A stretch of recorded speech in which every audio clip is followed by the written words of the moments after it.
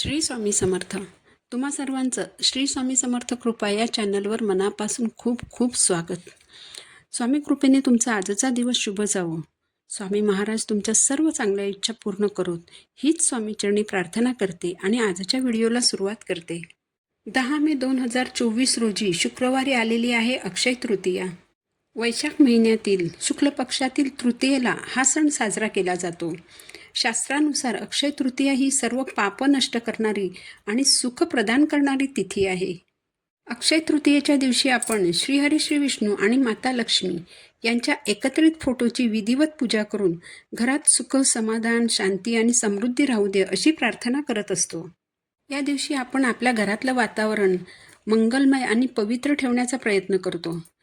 वर्षातून एकदा साजऱ्या करण्यात येणाऱ्या या सणामुळे आपल्या घरात कायमस्वरूपी सुखसमृद्धी नांदणार आहे याची आपल्याला खात्री असते. कारण अक्षय तृतीयेच्या दिवशी आपल्या घरात ज्या काही गोष्टी घडतात, आपल्या घरात ज्या चांगल्या वाईट वस्तू असतात, त्यांचा परिणाम हा आपल्या घरात अक्षय स्वरूपात टिकतो, त्यांचा कधीही क्षय होत नाही. यासाठी अक्षय तृतीयेच्या अगोदर आपल्याला काही वस्तू घराबाहेर काढायच्या आहे. ज्या शब्दांच्या नावातच नकारात्मकता आहे, दारिद्र्य भरलेलं आहे, अशा शब्दांना आणि वस्तूंना आपण बाहेरचा रस्ता दाखवायचा आहे.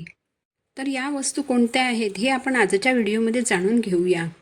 त्यासाठी तुम्ही व्हिडिओ शेवटपर्यंत पहा आणि चॅनलवर नवीन असाल तर चॅनलला सबस्क्राईब जरूर करा. सगळ्यात पहिला नकारात्मक शब्द आणि त्याच्याबरोबर येणारी वस्तू ती म्हणजे फुटका आरसा. तुमच्या घरात जर तडा गेलेला किंवा थोडासा तुकडा उडालेला आरसा असेल तर असा आरसा घरात ठेवू नका. तडा गेलेला आरसा आणि कोणत्याही प्रकारची तडा गेलेली काचेची वस्तू मोठ्या प्रमाणावर नकारात्मक ऊर्जा निर्माण करतात आणि ही नकारात्मक ऊर्जा आपल्याला कोणत्याही कार्यात यश मिळू देत नाही. त्यामुळे आपल्या घरात वास्तुदोष निर्माण होतो. तुमच्या किचनमध्ये जर तडा गेलेली भांडी असतील तर अशी कोणतीही भांडी घरात ठेवू नयेत. नाक तुटलेले कप असतील, तडा गेलेल्या बशा असतील तर अशी फुटकी भांडी घराबाहेर काढायची आहेत. विशेषतः आपण जो चपातीसाठी तवा वापरतो, बऱ्याच वेळेला असं होतं की त्याचं जे हँडल असतं ते तुटतं, पण आपण विना हँडलचा तवा वापरत राहतो. तर हे अतिशय चुकीचं आहे. यामुळे आपल्या घरात मोठ्या प्रमाणात नकारात्मक ऊर्जेचा संचार वाढून घरात अन्नधान्याची कमी होऊ लागते. प्लास्टिकचे डबे आपण गरज नसतानाही साठवून ठेवतो, तर असे प्लास्टिकचे डबे, प्लास्टिकच्या बाटल्या घराबाहेर काढायच्या आहेत. घरात जर बंद पडलेली इलेक्ट्रॉनिक्सची उपकरणं असतील तर ती देखील घरातून बाहेर काढायची आहेत. बंद पडलेली इलेक्ट्रॉनिक्स उपकरणं खूप मोठ्या प्रमाणावर नकारात्मक ऊर्जा उत्पन्न करतात. विशेषतः बंद पडलेलं घड्याळ कधीही घरात ठेवू नये. यामुळे आपल्या घराची आणि घरातील सदस्यांची प्रगती थांबते. तुम्ही तुमच्या देवघरातील देवांचं सामानही एकदा नीट तपासून घ्यायचं आहे. आपल्या देवघरातील देवांना अभिषेक केल्यानंतर देव पुसायला आपण जे कापड वापरतो ते कापड जर फाटलेलं असेल तर अशी फाटकी कापडं वापरू नयेत. देवांसाठी असे फाटके कपडे वापरल्यामुळे आपल्याला दोष लागतो.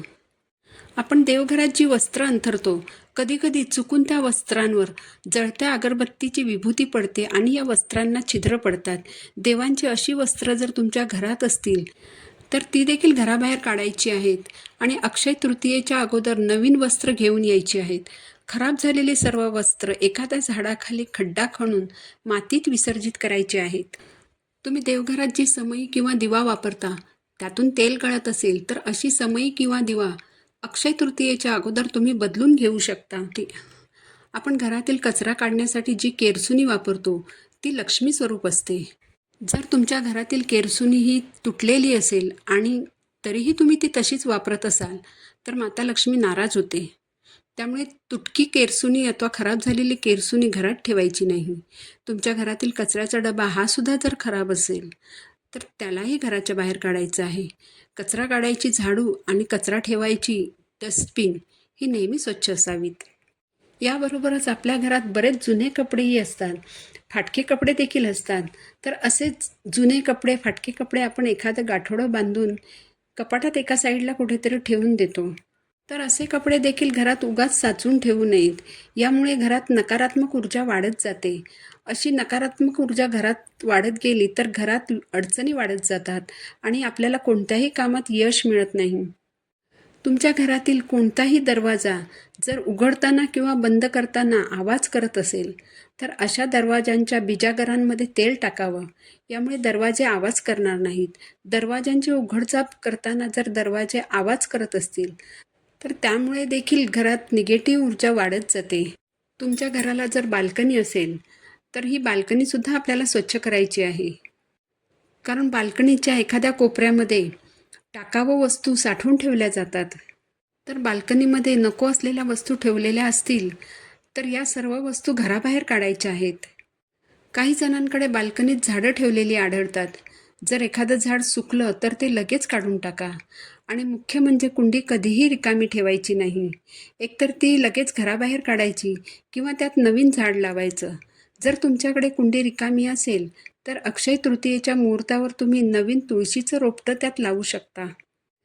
तुमच्या घराच्या मुख्य दरवाजाच्या बाहेर जर चपलांचा स्टँड असेल तर त्यातील नको असलेल्या चपला, तुटक्या चपला काढून टाका. चप्पल स्टँडमध्ये सगळ्या चपलांचे जोड व्यवस्थित रचून ठेवा.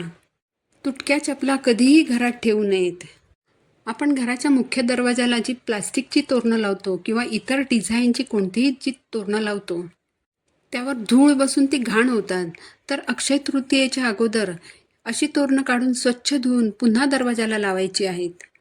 बऱ्याच वेळा सणावाराला आपण जी ताज्या फुलांची तोरणं दरवाजाला लावतो ती तोरणं फुलं सुकल्यावरही तशीच दरवाजात लटकत राहतात.